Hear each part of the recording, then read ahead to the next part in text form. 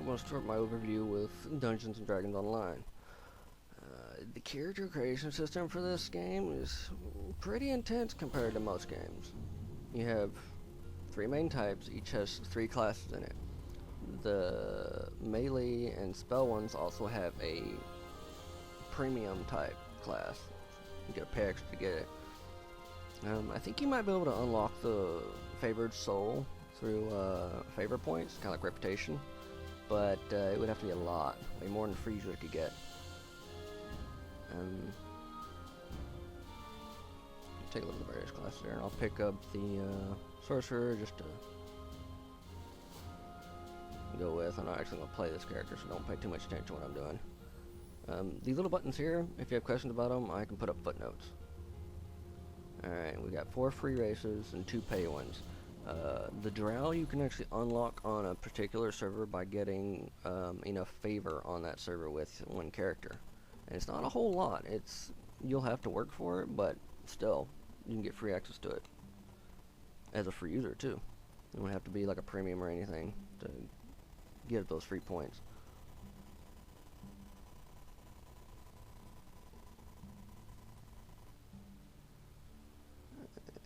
Alright, here's your ability screen. This is pretty important. You need to find your character by how hard they hit, how many hits they can take, how many skill points they'll have on this next tab, blah blah.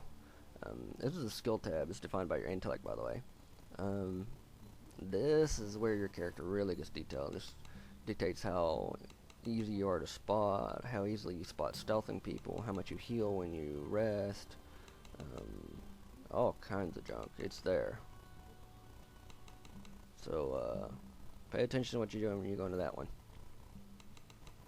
Don't pay attention to what I'm doing though, because I'm just randomly putting in points. These are the feats. These are pretty cool too. They let your character have a particular edge that they can advance upon later. Some of them will actually be prerequisites for further feats, so you may want to look into that and do some research. Pick my little spells here that I care about. An overview. On this next one's the for looks. Right here we have the alignment. There's only good, neutral, and various types in between. That only affects what weapons and equipment you use, basically, unless you're a paladin. Here's how Dungeon Dragon makes its money. They have the fluff stuff, but it's crap. The adventure packs, the race and the classes are where they really make their money. Adventure packs in particular, because if you're a free user, you'll see a lot of these red circles over people's heads. There's a dungeons or quests that you can't do because you don't own the adventure pack. Some of them are cheap enough to buy with the reward points you get from playing, while others are just too expensive. Alright, on to Everquest. This has 4 main types. Each main type has 2 free classes and 4 pay classes. Classes, I'll talk about how to purchase them later. It's kind of annoying. Races, all the good ones and all the evil ones are locked. You have to purchase them. On the neutral one, you have 4 free ones and 2 pay ones. To purchase a race, you have to pay 750 station cash, which is the equivalent to $7.50 US, give or take.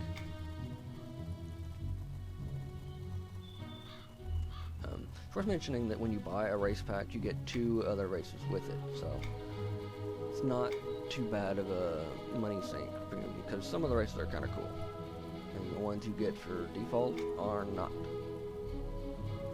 I only have access to the good cities because of the class I picked. There's actually 2 evil cities you can go to also if your class is allowed there.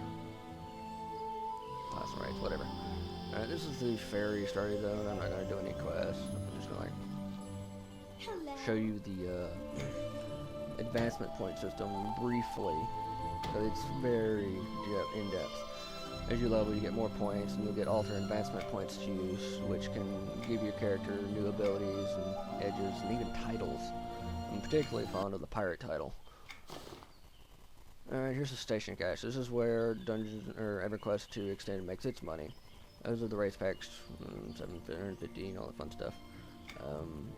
Here's the class pack. It's a bit of a a lot because it's not a pack. You get one, and it's the same price as a race pack. So, rape.